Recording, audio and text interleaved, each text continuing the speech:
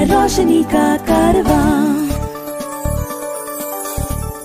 This podcast is brought to you by Score Foundation.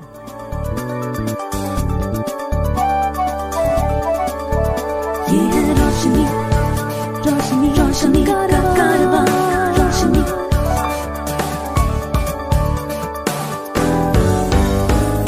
आए वे, ये है रोशनी का कारवां।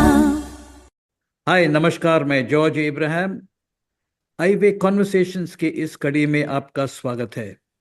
आज हमारा मेहमान है डॉक्टर BSM कुमार, जो चेन्नई के रहने वाले हैं।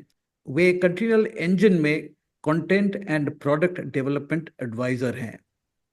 नमस्कार कुमार, वेलकम। नमस्कार जॉर्ज। शुरुआत में आप एक्सप्लेन कीजिएगा कि ये कंटिन्यूअल इंजन जो कंपनी है ये क्या करता है। कंटिन्यूअल इंजन जो कंपनी है ये यूएस बेस्ड कंपनी है विद डेवलपमेंट ऑफिस इंडिया में, बैंगलोर में है। ये स्टार्टअप है, ये आर्टिफिशियल इंटेलिजेंस AI और IT बेस्ड कंपनी है जो फोकस करता है डिजिटल कंटेंट एक्सेसिबिलिटी पे।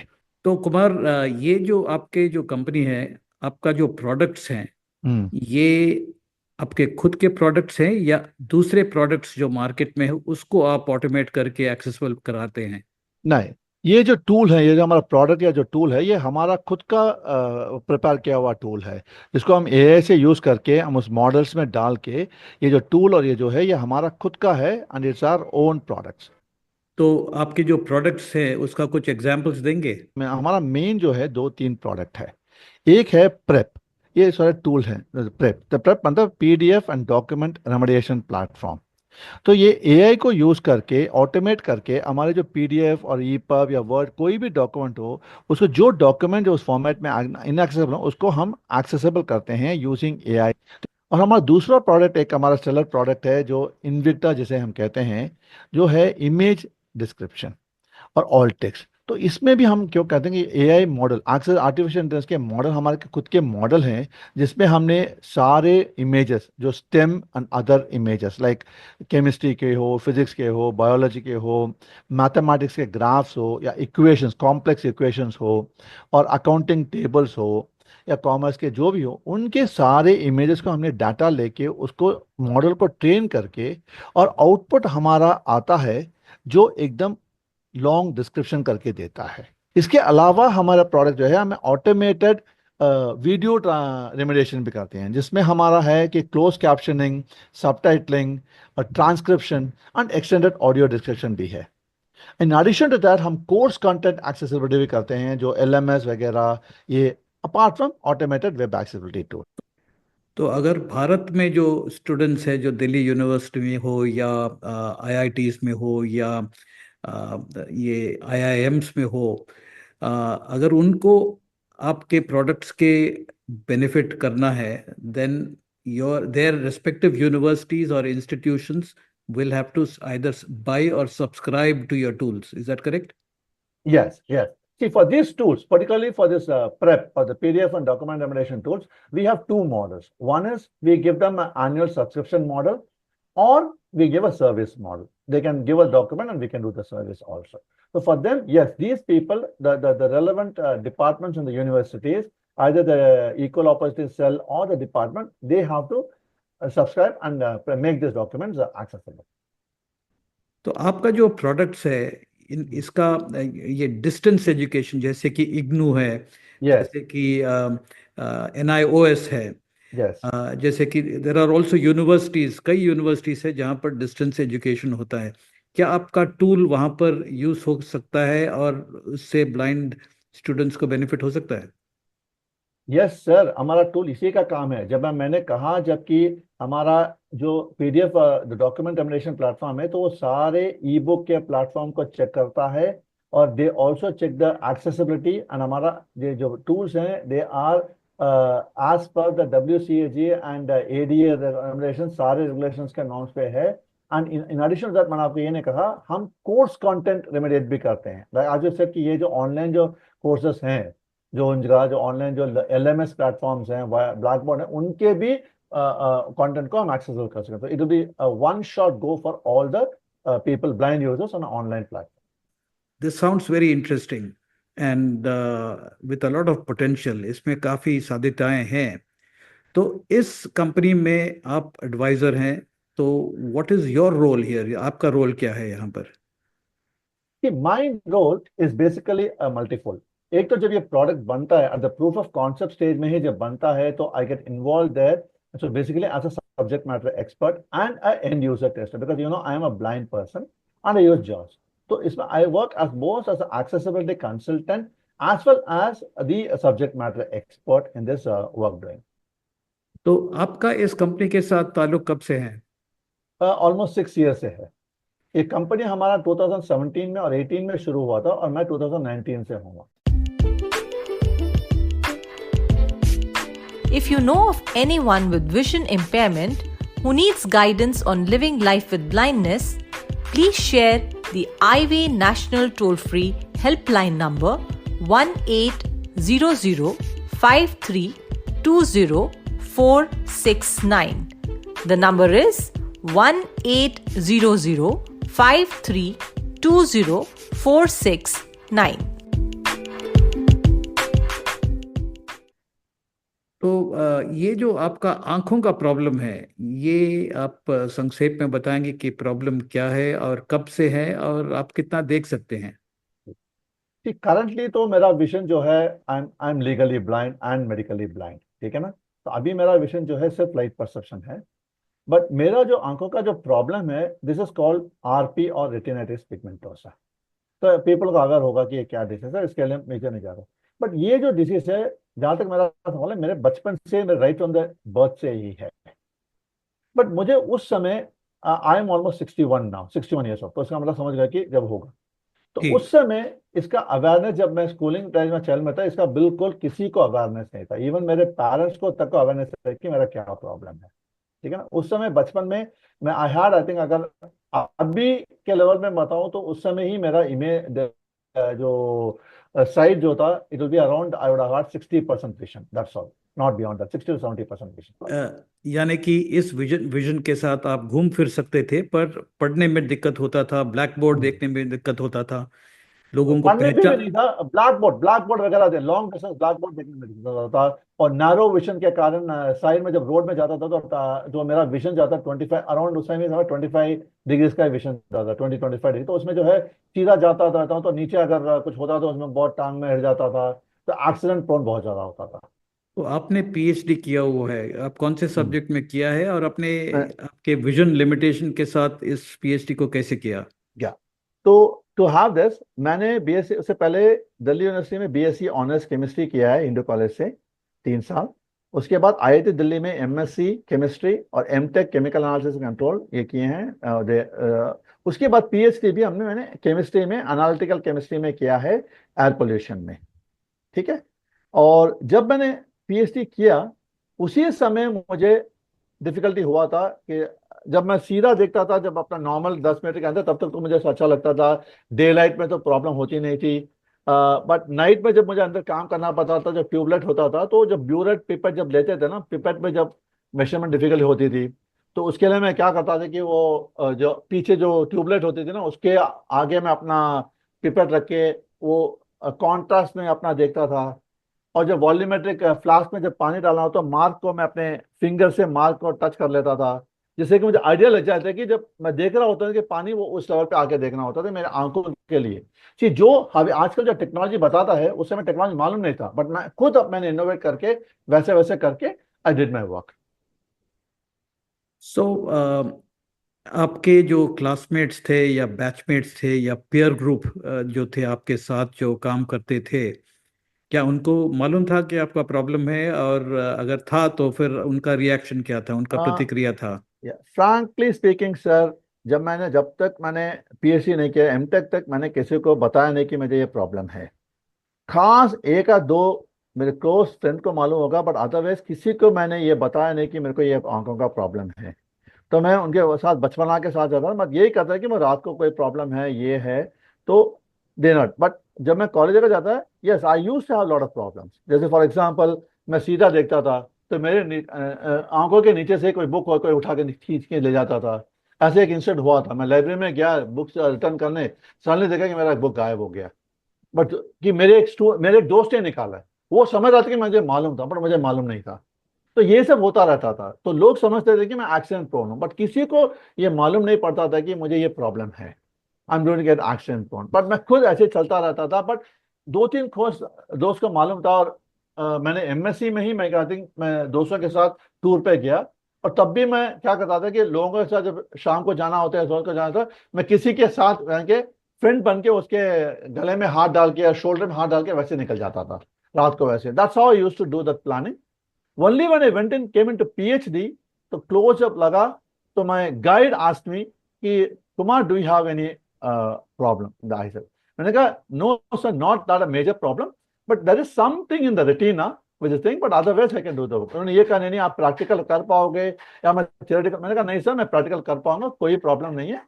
तो उस समय में जो मेरे बैचमेट्स थे उन्होंने हेल्प किया था कि कहीं अगर कोई वेइंग मशीन में कोई ग्लास आ रहा होगा तो मुझे वो वे करना है, तो वो वे करके दे देते थे। बट अदरवाइज मेरे को जो इंस्ट्रूमेंट चाहिए था उसके जो कुछ एक्सेस थे उस समय के, मेरे गाइड ने मुझे हेल्प किया था लैब में। तो आपने पीएचडी कहाँ से किया? आईआईटी मद्रास से किया था। और आपका जो एमटेक? वो आईआईटी दिल्ली से किया था। अच्छा, तो एज एन एमटेक स्टूडेंट आपको और एडमिशन के लिए एमएससी भी आईआईटी में किया था, एमएससी भी आईआईटी में किया था। ओके, नो नो, बट मुझे ये पूछना है कि आजकल सारे चीज़ों के लिए एंट्रेंस एग्जाम्स होते हैं। क्या उस वक्त आईआईटी में एडमिशन के लिए जो आप एमटेक या एमएससी जो भी किया उसके लिए आपको कोई एंट्रेंस एग्जाम लिखना yes. पड़ा, और Yeah. वहां पर आपने चैलेंज कुछ हुआ था? नहीं सर, वही तो मैं कह रहा हूँ ना सर, कि मुझे उस समय एक तो बचपना था, और दूसरा मैंने कहा था ना कि जब तक एमएससी एमटेक था, मेरा जो सेंट्रल विजन जो था ना वो ऑलमोस्ट गुड था। मैं क्या कि मैं जब लॉन्ग डिस्टेंस आई टेस्टिंग करते हैं तो उसमें मैं तीसरे या चौथे लाइन तक मैं पढ़ पाता था। ठीक है, तो मेरा जो है वो 6/24 या 6/30 जो कहते हैं ना, वो लेवल पे मेरा था। तो इसलिए जब वो क्वेश्चन पेपर मिलता था तो वो मैं लिख पाता था, कुछ कर पाता था, मुझे कोई प्रॉब्लम नहीं थी। ओनली थिंग इज मुझे जो है ब्राइट लाइट होना मांगता है। तो अगर मैं कमरे में बैठा हूँ और अगर जैसे सडनली उस दिन क्लाउडी हो गया, बहुत अंधेरा सा हो गया, और जहां मैं बैठा हूँ वहां लाइट ज्यादा नहीं है, तो तभी मुझे डिफिकल्टी होती थी। अदरवाइज मुझे कोई एग्जाम लिखने में कोई प्रॉब्लम नहीं था।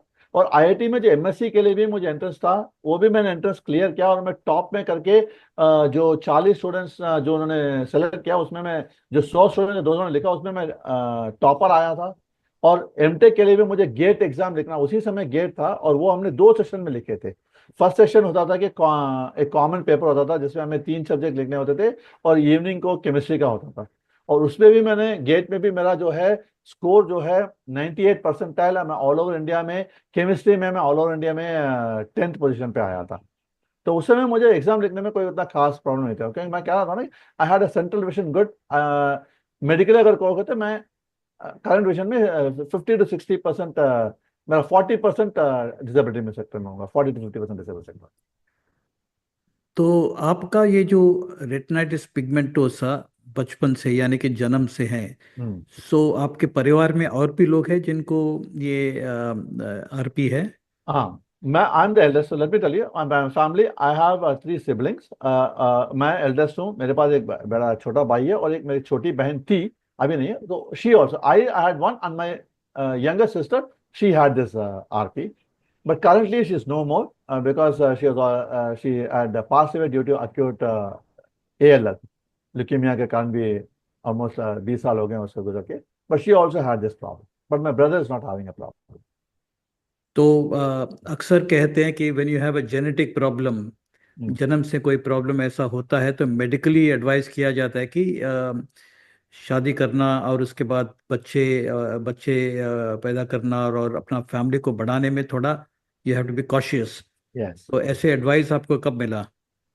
मैं बताता हूँ, इसका एक हिस्ट्री है कि जब मैंने कहा था ना कि मेरे फादर ब्रदर को, इससे पहले मैं ये बता दूं कि मेरे फादर और मदर, साउथ इंडिया में आपको मालूम है ना कि कंसाइनस मैरिज होता है जी। तो या तो वो अपने मामा और बुआ जो हिलट है ना, उनके जो लड़की जो है वो अपनी बुआ के लड़के से शादी कर लेते हैं या मामा के लड़के से शादी कर लेती है। बट मेरे मम्मी और पापा जो हैं अंकल नीस का रिलेशन है। तो मेरी मम्मी ने अपने खुद के अंकल से शादी किया है जी। This is one of the major difficulty. तो ठीक है, तो जी, but neither my father nor my mother had this disease. Right, but later on मुझे पता चला कि उनके फैमिली में मेरे फादर के जो मेरे ग्रैंडफादर के जो ब्रदर के सन हैं, तो वो स्टिल अलाइव, वो है, he is having this problem. वो मुझे बाद में late almost at the age of 40 पता चला, बट उसके बाद इसके, बट मुझे ये जो प्रॉब्लम, ये जो कैसे जेनेटिक जानते हैं कि समवेयर अराउंड 1988 में जब मैं पीएचडी कर रहा था 1989 में, you remember we had this mister AP Battikar IAS, you may be aware of him. तो when I was in Chennai, तो हमारे एक ऐसे हम लोग को मिले, तो we started using this group called SOT, society of retinopathy pigmentosa patients. तो हमने एक ग्रुप वहां पे क्रिएट किया और उसमें फर्स्ट कन्वेंशन में चेन्नई में किया with lot of doctors and all that. तब हमें ये पता चला कि yes there has to be a genetic counselling, gene counselling करना पड़ेगा। तो around at the age of 28-29 मुझे पता चला कि we need to be careful on the gene correlation. और तब मैंने क्या कि मैं I will not go in for a marriage, or before the marriage I'll check with the people कि whether they are having this disease or not. तो इसी चक्कर पे। so you decided not to get married. No, I said I'll get married. I said I'll get married, but I will see to it कि जब उस समय, जब because इतना अवेयरनेस नहीं था, तो उस समय मैंने ये कंडीशन रखा मेरे पापा मम्मी को कि देखो, जब आप हॉरोस्कोप देखोगे उस समय आप कुछ नहीं बोलोगे लेडीज बंदों से, let the horoscope match, then I will जब लड़के और लड़का मिलते हैं, मैं लड़की से बात करूंगा कि ये प्रॉब्लम है मेरे पास, मैं कहा जेनेटिक नहीं बोलूंगा, मैं कहा ये प्रॉब्लम, ये प्रॉब्लम है, ये प्रॉब्लम है, आपको कोई परेशानी है, मेरा नाइट ब्लाइंड ऐसा है और ये होगा, मैं अंधेरे में जाना मुश्किल होगा, ये होगा, बट मैं ये नहीं सब क्या, आर यू इंटरेस्टेड? ऐसे कुछ लोग बिजर के नहीं नहीं नहीं। तो सेकेंड ऑप्शन मैंने क्या कहा कि ठीक है, लड़की को मैं बताऊंगा, लड़के उनके बाप को आप बताना, मेरे पापा को, वैसे कुछ किते। Then third option मैंने क्या किया कि I asked my grandfather, he was good in English writing, I said please write it in, as my father is writing, that what is my entire thing. मैंने अपना डिसीज नहीं बोला। You understand, in way back in 1980s and 1990s अगर हमने कोई नया नाम बोल दिया, इमीडिएटली हमें छापा लग जाता है कि बंदा बेकार है, right? We had that stand, right? So what I did, I asked my father, my grandfather was, I'm close to him, कि right as though my father, I think that my son is so and so, he has done so and so, इसका ये problem है कि जब अंधेरे में जाता है तो is getting a difficulty, darkness में difficulty होगा, but light होता तो चल सकता है, all those things। तो ऐसे मैंने जब प्रोसेस आई, तो जब हॉरोस्कोप देखा, मैच हुआ, तो ये लेटर्स भेजता रहा, then suddenly I met this the current my wife, through this I met them. Then I went, I spoke to the lady and all those things. And what happened was, at that time, I didn't know they had advertised it, but I'm not sure. But my wife is a cleft palate. She's a cleft palate. Okay. तो but मुझे उस समय cleft palate के बारे में जब मिला तो नहीं मालूम था, बट मैंने जब देखा तो उसके you know about the cleft palate things, so we met, I told her this is the case, मेरा ये है, तो she told me her history. मैं उनके पेरेंट्स से भी मिला, मेरे parents, this is no problem. उन्होंने कहा कि आपने इतना पढ़े हो, I know this is the case, but उन्होंने कहा कि देखो भाई ऐसा है, टोलेट होगा, पता नहीं कब मैं अंधा होऊंगा, अंधा हो भी सकता हूँ, नहीं भी हो सकता हूँ, ठीक है ना? But they also said that, उनका भी देखा। देन आई हैड थिंक, उनका जो है क्लेफ्ट पैलेट था, but I didn't know about the cleft palate. Then I came to know about this during a BBC thing. Then they were medical, they said okay let's go and married. तो इसी समय we got married. But again when you have to have a child, we have decided we'll not have a child for about 3-4 years. Let's understand each other. Then 93 mein we got married. Then around 97-98 mein, when I really wanted to get married, I told my wife, let's go and have a genetic counseling. Let's take a genetic counseling. Let's go. Let's talk about my family, your family. Let's get a legal opinion, genetic opinion. जी। तब जाके मैं 96 और 97 में तभी मैंने शंकर नेत्रालय में अपने एक और आंखों का टेस्ट भी करवाया, और वहां पे I met this doctor Kumar Manikya, doctor ji Kumar Manikya, you may be aware of him, right? Genetic counsellor. जी। So I met him. So he had he had my entire family history, and I also he had her entire family history. सबको दिया. Then he told me, then based on that he did all the gene mapping. I said, Kumar, you are autosomal recessive as for the things you are doing, okay? And you can go for sorry, you are what? He said, Kumar, आपके RP हैं. Now RP में there are 3 types of RP. One is RP dominant, RP autosomal recessive, RP X-linked. Okay. So he said you fall under the autosomal recessive type, on according, I'm talking about almost 25-26 years back. Ji Is Kumar is knowledge जो based on the gene mapping and everything, उस समय में जो उन्होंने जो हमारा मेरे family history और उनके फैमिली हिस्ट्री को रखे करने के बाद उन्होंने कहा कि कुमार frankly आप जा सकते हो, you can have one child. The first child will not have an RP. He or she may be a carrier, but will not have an RP. ठीक Medically RP नहीं होगा.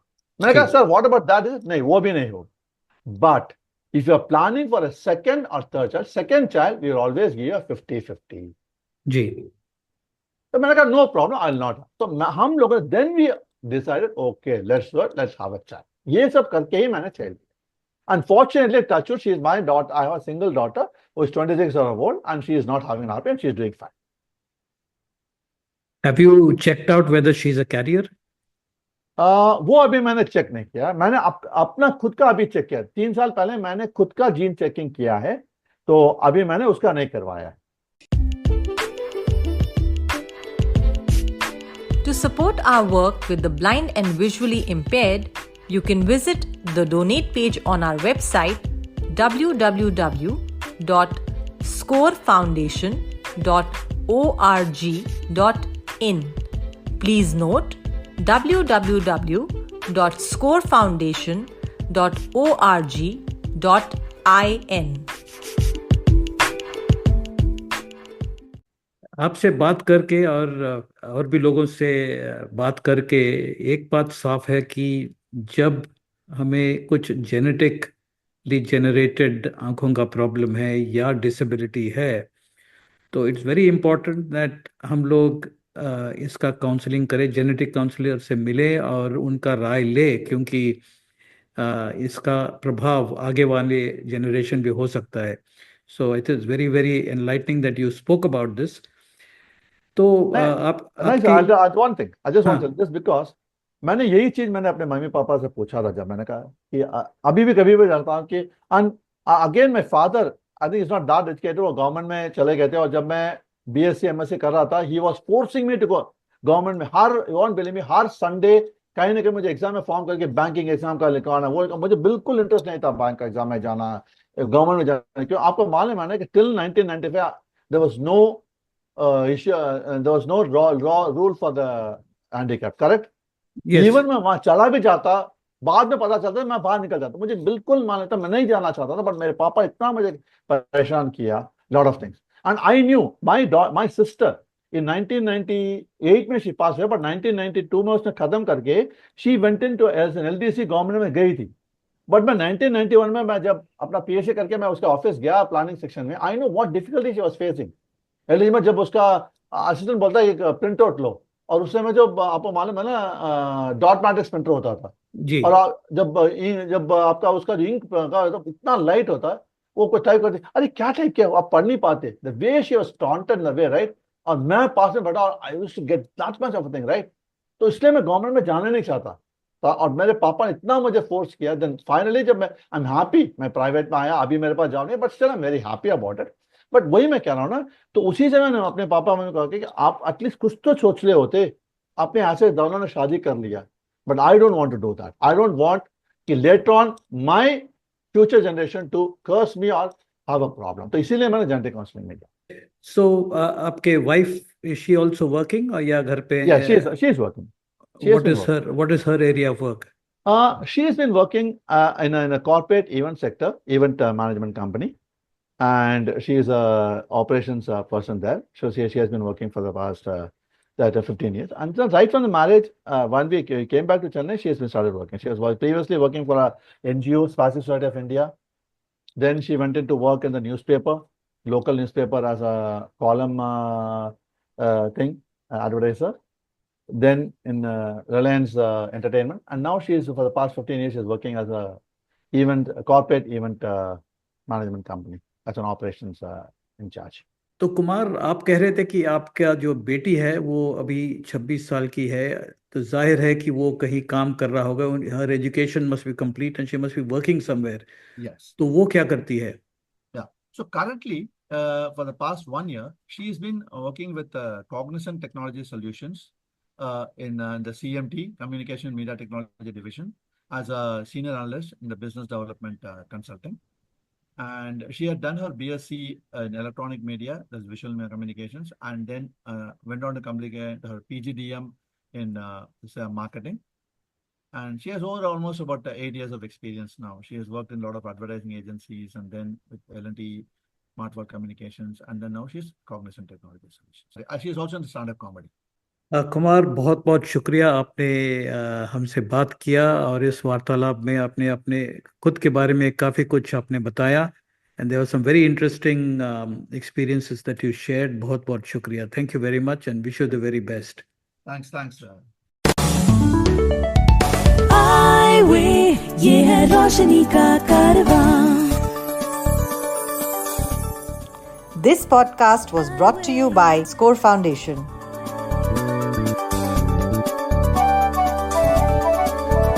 ये है रोशनी का कारवां. रोशनी.